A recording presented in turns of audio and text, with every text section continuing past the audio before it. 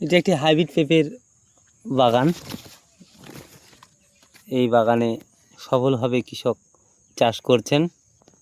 চারাগুলো নার্সারি থেকে সংগ্রহ করেছেন। নার্সারি আপনি জানতেই পারবেন, স্ক্রিনে দেওয়াই থাকবে নার্সারি নাম্বার এবং কন্ট্যাক্ট যোগাযোগের মাধ্যমটা দেওয়া থাকবে।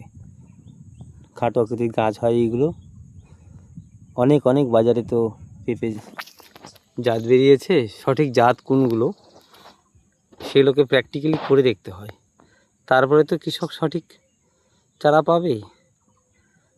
অনেক সময় দেখা যায় যে কিছু উন্নত চারা রোপণ করেও সফল হয়নি, তবে জায়গা বিশেষ, তাদের আবহাওয়া, তাদের উপর নির্ভর করে এই ফলনগুলো কিন্তু পাওয়া যায়।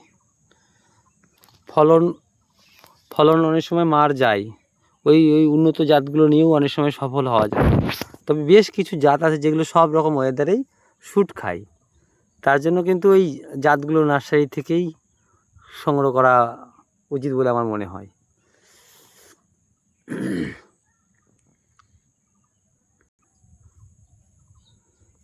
এরকম ফলন দেখে তো কৃষকের মুখে হাসি আসবেই, তাই না? কি বলেন বন্ধুরা?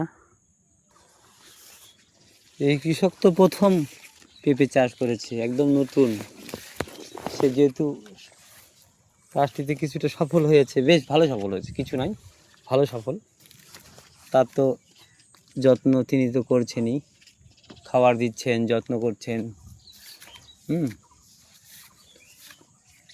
তার পেঁপে বাগান কিন্তু এখনই দেখার মতন হয়েছে। যখন ফলগুলো আরও একটু বড় হবে বা গাছটা আর একটু বড় হবে, যখন তো অনেক পেঁপে দেখা যাবে গাছে, তখন কিন্তু আবার আকর্ষণ আলাদা, তখনকার কিন্তু আকর্ষণ আলাদা। পেঁপে গাছে দেখে প্রত্যেকটাই একটা সুন্দর ফুল জ্বালিয়ে এসেছে, ফলও শুরু হয়েছে, দেখার মতন। দেখেন, খুঁটি দেওয়ার প্রয়োজন হয়েছে এই গাছগুলোতে। এখন কোনো কিন্তু মর্দা গাছ নেই সেরকম। এই যে টপ লেডি, দেখে বোঝা যাচ্ছে টপ লেডি। এটা পরে লাগানো, অনেক পরে লাগানো। এটাও টপ লেডি, এটাও টপ লেডি। এগুলো পরে লাগানো, যেগুলো আগে আছে, এই যে আগে এগুলো লাগানো গাছগুলো। দেখেন কি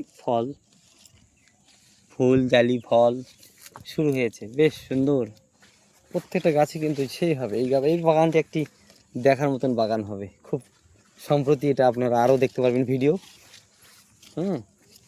এই কৃষকের মুখ থেকে নিজেরাই শুনতে পারবেন এর চাষ পদ্ধতি, এর সঠিক জাত, সঠিক চারা পাওয়ার নির্দেশ, সঠিক জায়গা।